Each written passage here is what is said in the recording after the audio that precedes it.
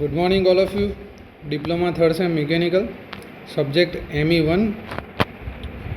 Last લેક્ચરમાં આપણે laser beam welding study કરેલું. હવે આ લેક્ચરની અંદર આપણે વેલ્ડિંગ જોઈન્ટનો સિમ્બોલનું કઈ રીતે રિપ્રેઝન્ટેશન થાય છે એ સ્ટડી કરશું. ત્યારબાદ બીજી વેલ્ડિંગ પ્રોસેસ જે બાકી છે એ આપણે સ્ટડી કરશું. વેલ્ડિંગ જોઈન્ટનું રેખીય નિરૂપણ. તો આ વેલ્ડિંગ સિમ્બોલ તમારે મોસ્ટ આઈએમપી છે, તમારે યાદ રાખવાના છે. તો તમે જે જોઈ શકો છો આ ફિગર જે છે એ વેલ્ડિંગ સિમ્બોલની ફિગર છે, જેની અંદર સૌપ્રથમ આટલા એરિયાની વાત કરીએ તો આ જે સિમ્બોલ જે છે એમાં બ્લેક ડોટ જે છે એ વેલ્ડ સિમ્બોલ છે, ફિલ્ડ વેલ્ડ સિમ્બોલ છે, અને એની ઉપર જે સર્કલ કરેલું છે એ વેલ્ડ ઓલ અરાઉન્ડ સિમ્બોલ છે. ઓકે, આ જે એરો જે છે એ એરો કનેક્ટિંગ રેફરન્સ લાઇન બતાવે છે to arrow side of joint to edge prepared member or both. Okay, આ જે તમે જોઈ શકો છો એ બોથ એરો સાઇડ બતાવેલી છે, બંનેની લેફ્ટ અને રાઇટની. બરાબર છે. આ તમે જોઈ શકો છો લેન્થ બતાવી છે, અને આ જે છે P ફોર અનવેલ્ડેડ લેન્થ બતાવેલી છે. આ એક રેફરન્સ લાઇન લીધેલી છે. બરાબર છે. S ફોર સાઇઝ છે, F ફોર કાઉન્ટર સિમ્બોલ બતાવેલું છે, જે ફિનિશ સિમ્બોલ કહેવાય છે. આ જે લાઇન જે જોઈ રહ્યા છો એ કાઉન્ટર સિમ્બોલની છે, અને આ F for finish symbol. Okay, તો આ જે છે એ વેલ્ડિંગ જોઈન્ટનું સિમ્બોલનું રિપ્રેઝન્ટેશન છે. હવે આપણે ટીક વેલ્ડિંગ વિશે સ્ટડી કરીશું. તો જોઈએ ટીક વેલ્ડિંગનું ફર્સ્ટ ઓફ ઓલ આપણે ફૂલ ફોર્મ જોઈએ. તો ટીક વેલ્ડિંગ જે છે પરીક્ષાની અંદર ઘણું પૂછાય છે કે ટીક વેલ્ડિંગ એટલે T for tungsten, I for inert gas અને W ફોર વેલ્ડિંગ. બરાબર છે. TIG welding. બરાબર છે. તો એની ફિગર આપણે જોઈ શકીએ છીએ.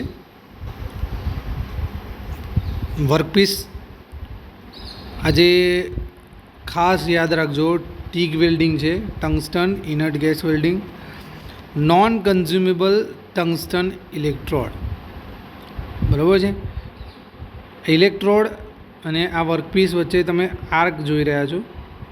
કોન્ટેક્ટ ગેપ જે છે એના કારણે આર્ક પ્રોડ્યુસ થશે, ગેસ પ્રોડ્યુસ થશે, પછી એનો આર્ક થતાં આ વેલ્ડિંગ હેડ બતાવેલું છે, આ ગેસનો ઇનલેટ પોઈન્ટ બતાવેલો છે, આ ઇલેક્ટ્રિસિટીનો ઇનલેટ પોઈન્ટ છે.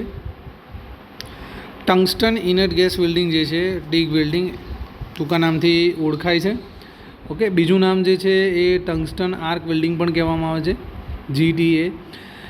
આ પ્રક્રિયાની અંદર metal inert gas arc welding જેવી જ છે, એટલે કે મિગ વેલ્ડિંગ જે છે એના જેવી જ પ્રક્રિયા છે, પણ આમાં ડિફરન્સ એટલો છે કે મિગ વેલ્ડિંગ જે છે એની અંદર કન્ઝ્યુમેબલ ઇલેક્ટ્રોડ યુઝ થશે, જ્યારે ટીક વેલ્ડિંગ જે છે એની અંદર નોન કન્ઝ્યુમેબલ ઇલેક્ટ્રોડ યુઝ થશે. ટંગસ્ટન ઇલેક્ટ્રોડ અને વર્કપીસ વચ્ચે આર્ક ઉત્પન્ન કરવામાં આવે છે, અને એનું જે ગલનબિંદુ જે છે એ 6150 ફેરનહીટ છે. આર્કથી તે પીગળતો નથી. આ પ્રક્રિયામાં વધારાની ધાતુ ઉમેરવા માટે ફિલર રોડ વપરાય છે. ઓકે, ફિલર રોડ વપરાશે. આકૃતિ તમે ફિગરની અંદર તમે જોયું એ પ્રમાણે ટંગસ્ટન ઇલેક્ટ્રોડને વિદ્યુત પ્રવાહ સાથે જોડવામાં આવે છે. AC DC બંને પ્રકારના સપ્લાય વાપરી શકાય છે. ઇલેક્ટ્રોડને વેલ્ડિંગ હેડ અને ટોર્ચમાં પસાર કરવામાં આવે છે. ટોર્ચમાંથી ઇનર્ટ ગેસ પણ ઇલેક્ટ્રોડની આજુબાજુથી પસાર થાય છે. ટોર્ચને છેડે આર્ક અને પીગાડેલી ધાતુની આજુબાજુ એક પ્રોટેક્શન લેયર જનરેટ થશે. વાયુનું આવરણ જે છે એ મોલ્ટન મેટલનું વાતાવરણના ઓક્સિજન, નાઇટ્રોજન વગેરેથી રક્ષણ કરશે, સંયોજન થતું અટકાવશે. બરાબર. ટોર્ચમાં વોટર કુલિંગ પદ્ધતિ જે છે એ હોય છે, અને ટીપનું ટેમ્પરેચર નીચું રાખે છે. વધારાની જે ફિલર મેટલ જે છે એ રોડ મારફતે હાથથી અથવા ઓટોમેટિક નિયંત્રણ કરી શકાય છે. સાંધો જે છે એ કેવો મળશે તમને, સ્ટ્રોંગ મળશે, મજબૂત બનશે. આ પ્રક્રિયા જે છે એમાં હાઈ ફ્રીક્વન્સી પાવર સપ્લાયનો ઉપયોગ કરવામાં આવશે. બરાબર છે. અને ઇનર્ટ ગેસ તરીકે તમે આર્ગોન, હિલિયમ અથવા બંનેનું તમે મિક્સચર જે છે એ યુઝ કરી શકો છો. આ એક પોઈન્ટ યાદ રાખવાનો, ઇનર્ટ ગેસ તરીકે તમે આર્ગોન અને હિલિયમ તમે યુઝ કરી શકો, અથવા બંનેનું મિક્સચર. બીજો એક પોઈન્ટ યાદ રાખવાનો છે કે એની અંદર કેવો ઇલેક્ટ્રોડ યુઝ થશે, નોન કન્ઝ્યુમેબલ ઇલેક્ટ્રોડ યુઝ થશે. બરાબર છે. શાની અંદર? ટીક વેલ્ડિંગની અંદર. ટીક વેલ્ડિંગમાં નોન કન્ઝ્યુમેબલ યુઝ થશે. અને આપણે એડવાન્ટેજીસ જોઈએ તો એસી ડીસી બંને ઉપર તમે ચલાવી શકો, વાપરી શકાય છે. ફ્લક્સની જરૂર રહેતી નથી, એ પણ એડવાન્ટેજ છે. ફ્લક્સને લીધે વેલ્ડ મેટલમાં કોઈ અશુદ્ધિ એટલે કે ઇમ્પ્યોરિટી રહેવાની શક્યતા રહેતી નથી. સ્પ્લેટર જે છે એ ઓછું થાય છે, બધી વેલ્ડ પોઝિશન માટે ઉપયોગી છે. હાઈ ક્વોલિટીના સાંધો મળશે. આર્ક પીગાડેલી ધાતુ સ્પષ્ટ જોઈ શકાય છે, એટલે ઓપરેટર જે છે એ એનું કંટ્રોલ જે છે એ ઇઝીલી કરી શકે છે.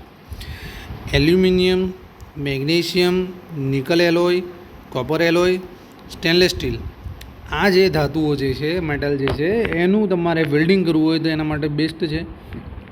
Aluminium, magnesium, nickel alloy, copper alloy, stainless steel, આનું તમારે વેલ્ડિંગ કરવા માટે આ મેથડ ટીક વેલ્ડિંગ જે છે એ સુટેબલ છે. ડિસએડવાન્ટેજ જોઈએ તો ટીક વેલ્ડિંગ પ્રક્રિયા જે છે એ મીગ પ્રક્રિયાથી ઓછી ઝડપી છે. એટલે આપણે અત્યારે સ્ટડી શું કરીએ છીએ? ટીક સ્ટડી કરીએ છીએ. તો એ જે મીગ જે છે એના કરતાં ઓછી ઝડપી છે. બરાબર છે? ઓકે. ટીક વેલ્ડિંગ પ્રક્રિયામાં ફિલર મેટલ બહારથી ઉમેરવું પડે છે. બરાબર છે? ટીકમાં તમે ફિલર મેટલ તમારે એક્સટર્નલ બહારથી ઉમેરવું પડશે. કાળજી લેવામાં ના આવે તો ફિલર મેટલથી શું થાય? ઇમ્પ્યોરિટી દાખલ થઈ જાય અને જે તમારા જે વેલ્ડ જોઈન્ટ જે છે એ તમને બરાબર પ્રોપર મળે નહીં, ઇમ્પ્યોરિટીના લીધે ડિફેક્ટવાળો મળે. ટંગસ્ટન ઇલેક્ટ્રોડ પીગળે તો વેલ્ડ મેટલમાં ઉમેરીને સાંધો કેવો એ વીક મળશે, તમને સ્ટ્રોંગ જોઈન્ટ નહીં મળે. ઓકે. બીજું છે કે સાધનો ખર્ચાળ છે, સહેલાઈથી હેરફેર ન કરી શકાય તેવા છે. સીસુ અને ઝીંક. બરાબર છે? સીસુ અને ઝીંક ધાતુનું વેલ્ડિંગ કરી શકાતું નથી. ટીક વેલ્ડિંગ દ્વારા સીસુ અને ઝીંકનું વેલ્ડિંગ કરી શકાતું નથી. ધ્યાન રાખજો, ડિસએડવાન્ટેજ છે. આપણે સ્ટડી કરીએ થર્મિટ વેલ્ડિંગ. ઓકે. થર્મિટ વેલ્ડિંગ, તો થર્મિટ વેલ્ડિંગ એ ફ્યુઝન વેલ્ડિંગનો એક પ્રકાર છે. ફ્યુઝન એટલે નોન પ્રેશર. ઓકે. સાંધો જ્યાં કરવાનો એટલે કે તમારે જોઈન્ટ કરવાનો હોય, આ ધાતુ જ્યારે થીજે ત્યારે તેનું જે જોઈન્ટ જે છે સાંધો પૂરવાનું કામ જે છે એ પૂરું થાય છે. ધાતુને પીગાળવા માટે જરૂરી ગરમી દહન કે વીજ આર્કમાંથી મળતી નથી, પરંતુ ઉષ્માક્ષેપક એટલે કે એક્સોથર્મિક રાસાયણિક પ્રક્રિયાથી મળે છે. થર્મિટ વેલ્ડિંગ એ પ્લાસ્ટિક વેલ્ડિંગની પ્રક્રિયાથી પણ કરી શકાય છે, જેમાં થર્મિટ રિએક્શન જે છે એનાથી મળતી ગરમીને ધાતુને પ્લાસ્ટિક સીધી જે પોઝિશન જે છે ત્યાં સુધી ગરમ થઈ તેના પર યાંત્રિક દબાણ આપી સાંધો મેળવવામાં આવે છે. આ તમે જે પ્રોસેસ જોઈ શકો છો એ થર્મિટ વેલ્ડિંગની પ્રોસેસ છે. આ ફિગર તમે જોઈ શકો છો એ થર્મિટ વેલ્ડિંગની ફિગર છે. આ જે ફર્સ્ટ નંબર જે છે એ શું છે? ક્રુસિબલ બતાવે છે. સેકન્ડ નંબર જે છે એ સ્લેગ બેઝિન બતાવે છે. ઓકે. થર્ડ નંબર જે છે એ રનર બતાવે છે. આ જે છે એ તમે જોઈ શકો છો રનર છે. 4 જે છે એ વેક્સ પેટર્ન બતાવેલી છે. 5 જે છે એ સેન્ડ પ્લગ બતાવેલો છે. 6 જે છે એ પ્રી હીટિંગ ગેટ બતાવેલો છે. 7 જે છે વર્કપીસ તમે જોઈ શકો છો, આ તમારા જે ડિઝાયર વર્કપીસ જે છે એ બતાવેલો છે. અને 8 જે છે એ રાઇઝર બતાવેલું છે. નેક્સ્ટ પ્રોસેસ આપણે સ્ટડી કરવાના છીએ સીમ વેલ્ડિંગ.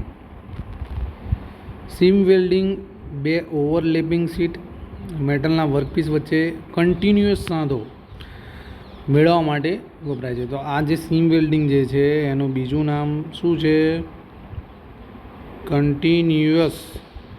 કન્ટિન્યુઅસ વેલ્ડિંગ પણ કહેવામાં આવે છે સીમ વેલ્ડિંગને. બરાબર છે?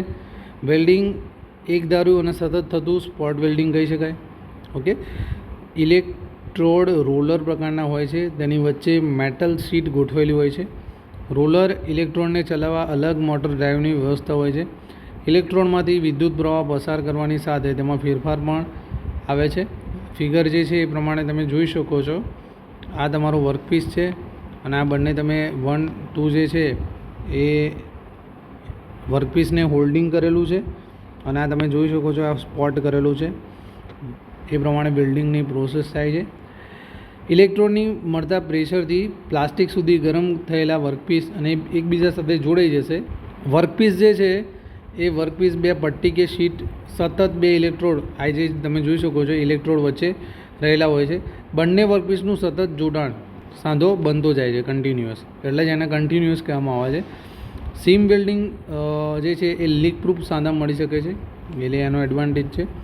ઇલેક્ટ્રોનનું ટેમ્પરેચર નિયંત્રણ એટલે કંટ્રોલ કરવું, તેમાંથી પાણીનું સર્ક્યુલેશન કરવામાં આવે છે, કુલિંગ તરીકે યુઝ થશે, એનું સર્ક્યુલેશન થશે.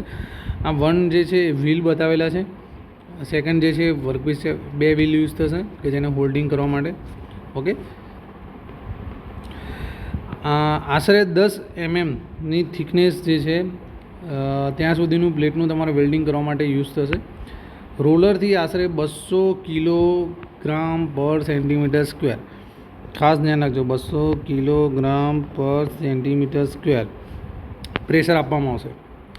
સ્પોટ વેલ્ડિંગ થઈ શકે તેવી બધી જ ધાતુઓ જેવી કે mild steel, carbon, low alloy steel, stainless steel, aluminium અને મિક્સ ધાતુ, બરાબર છે.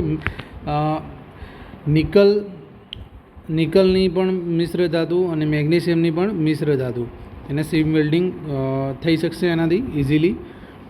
રોલર ઇલેક્ટ્રોન મુખ્યત્વે કોપરની મિશ્ર ધાતુ.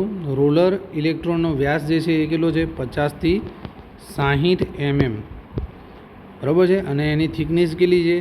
10 થી 20 mm, બરાબર છે. તો આ જે છે એ સીમ વેલ્ડિંગ જે છે. ઓકે, આ સાથે આપણે આ ચેપ્ટર અહીંયા કમ્પ્લીટ કરીએ છીએ.